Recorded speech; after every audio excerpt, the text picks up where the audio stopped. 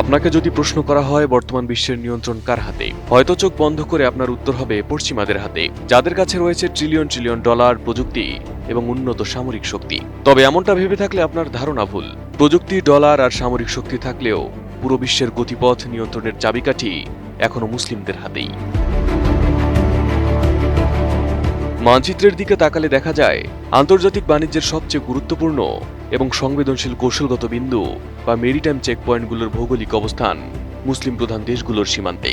সমুদ্রের এই 4টি সরু জলপথের ওপর পুরো পৃথিবীর সচল থাকা নির্ভর করছে, যা মূলত বিশ্ব অর্থনীতির এক অদৃশ্য রিমোট কন্ট্রোল হিসেবে কাজ করছে। এই নিয়ন্ত্রণের সবচেয়ে বড় উদাহরণ সুয়েজ খাল এবং লোহিত সাগরের প্রবেশদ্বার বাব আল মান্দাব প্রণালী। এশিয়া থেকে ইউরোপ ও আমেরিকায় পণ্য পরিবহনের সবচেয়ে সংক্ষিপ্ত এই রুটটি সম্পূর্ণভাবে মিশর, ইয়েমেন, সৌদি আরব এবং জিবুতির মতো মুসলিম দেশগুলোর দ্বারা পরিবেষ্টিত। বৈশ্বিক বাণিজ্যের প্রায় 12 থেকে 15% এবং প্রতি বছর ট্রিলিয়ন ডলারের পণ্য এই সুয়েজ রুট দিয়ে যাতায়াত করে। অতি সম্প্রতি ইয়েমেনের হুতি যোদ্ধারা এই বাব আল মান্দাব প্রণালীতে পশ্চিমা বাণিজ্যিক জাহাজে আক্রমণ চালিয়ে প্রমাণ করে দিয়েছে এই জলপথের সামান্য অশান্তি পুরো বিশ্বের সাপ্লাই চেইনে কত বড় ধস নামাতে পারে, যার ফলে ইউরোপের বাজারে পণ্যের দাম রাতারাতি বেড়ে যায়। নতুন বাংলাদেশ গড়তে এলো জুলফিকার স্টিল। জুলফিকার স্টিল। আরেকটি অতি গুরুত্বপূর্ণ কৌশলগত জলপথ হল ওমান ও ইরানের মধ্যবর্তী হরমুজ প্রণালী। এটিকে বলা হয় বিশ্ব অর্থনীতির লাইফলাইন বা জীবনরেখা। পুরো পৃথিবীর মোট জ্বালানি তেল বাণিজ্যের প্রায় 1/5 প্রতিদিন এই সরু প্রণালীটি দিয়ে পার হয়।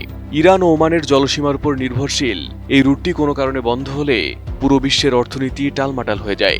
চলমান ইরান যুক্তরাষ্ট্রের অস্থিরতায় এর গুরুত্ব হারে হারে টের পেয়েছে বিশ্ব।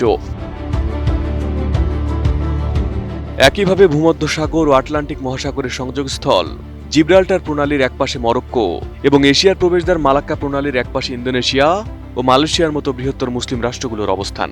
বিশ্বের মোট সমুদ্র বাণিজ্যের 1/4 পার হয় মালাক্কা প্রণালী দিয়ে, যা চীনের জ্বালানি আমদানির প্রধান রুট।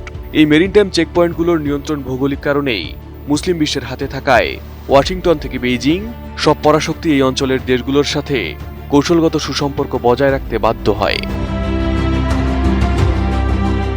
আধুনিক বিশ্ব অর্থনীতি কেবল শেয়ার বাজার কিংবা ডিজিটাল কারেন্সিতে চলে না, এর জন্য প্রয়োজন নিরবিচ্ছিন্ন পণ্য ও জ্বালানি সরবরাহ।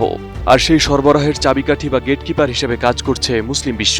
বৈশ্বিক ভূরাজনীতিতে এই চেকপয়েন্টগুলোর কৌশলগত ব্যবহার মুসলিম দেশগুলোকে আন্তর্জাতিক দর কষাকষিতে এক বিশাল সুবিধাজনক অবস্থানে দাঁড় করিয়ে দিয়েছে, যা পশ্চিমাদের জন্য এক বড় চিন্তার কারণ। Arif Hasan, ATN news.